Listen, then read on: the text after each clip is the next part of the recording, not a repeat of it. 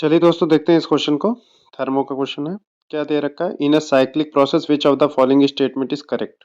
तो बोल रहा है भाई साइक्लिक प्रोसेस है। एक साइक्लिक प्रोसेस में कौन सा स्टेटमेंट करेक्ट है? तो साइक्लिक प्रोसेस के बारे में हमको पता होना चाहिए भाई। एक ऐसा प्रोसेस है जिसमें इनिशियल स्टेट और फाइनल स्टेट दोनों सेम ही होती है। मतलब सिस्टम जहाँ से चलता है घूम करके वापस से वहीं पे पहुंच जाता है। ये ऐसे प्रोसेस को कहा जाता है भाई साइक्लिक प्रोसेस।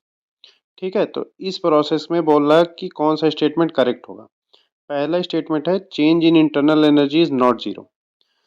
तो हमको पता है भाई इंटरनल एनर्जी जो है, जो internal energy is a state function. State function मतलब कि ये सिर्फ डिपेंड करता है भाई इनिशियल पोजीशन और फाइनल पोजीशन पे, पाथ पे डिपेंड नहीं करता है ये।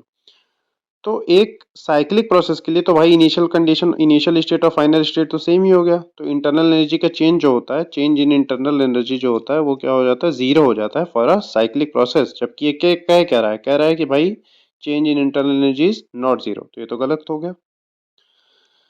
The system returns to its initial state and it is reversible. तो ये तो बात सही कह रहा है कि भाई जहां से चले थे वहीं वापस चले जाए।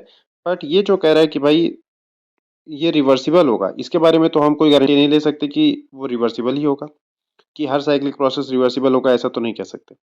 थर्ड स्टेटमेंट देखिए, the total heat absorb by the system is not equal to work done. अब भाई हमको फर्स्ट लॉ ऑफ थर्मोडायनेमिक्स पता है कि delta Q is equal to delta U plus delta W. अब हमको पता है, जैसे कि मैंने अभी बताया, कि साइक्लिक प्रोसेस के लिए चेंज इन इंटरनल एनर्जी क्या हो गया? जीरो हो गया।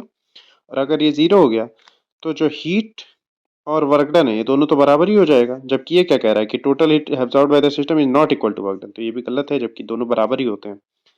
फोर्थ स्टेटमेंट कह रहा है कि change in internal energy zero. बिल्कुल सही बात है, ये तो मैंने पहले बता रखा है कि भाई साइक्लिक प्रोसेस के दौरान चेंज इन इंटरनल एनर्जी क्या होता है? हमारा जीरो होता है। तो आप बिल्कुल ध्यान रखेंगे कि साइक्लिक प्रोसेस के लिए जो चेंज इन इंटरनल एनर्जी होता है वो जीरो होता है।